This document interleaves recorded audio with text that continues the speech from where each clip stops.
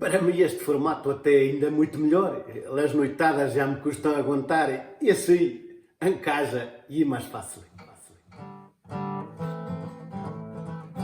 Vou-vos já contar o romance de António que era pastor, de enganado de ovelhas e um perro guardador.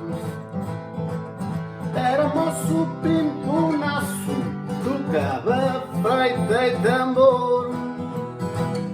Encantou uma rapaza que deu perdido de amor. Bruxedo, bruxedo, bruxedo, bruxedo, bruxedo, bruxedo. Viu-la numa encruzilhada, ampla e sem pudor. Era 13 cesta guardada, São José e Nosso Senhor.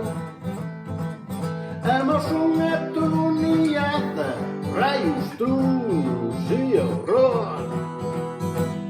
Saiu do bom caminho, que arranca da amanhecedor. Bruxedo, bruxedo, bruxedo, bruxedo, bruxedo.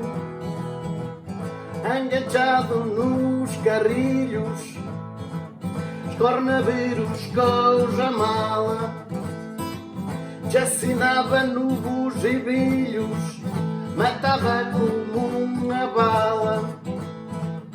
A dragão que já em casa, lume feito e um bargalho. Camarão faziam baixa, mandaram para o caralho. Bruxedo, bruxedo, bruxedo, bruxedo, bruxedo, bruxedo. Estes bruxedos fatais são contas bem reais. Ainda hoje os lobos já ouviam falar do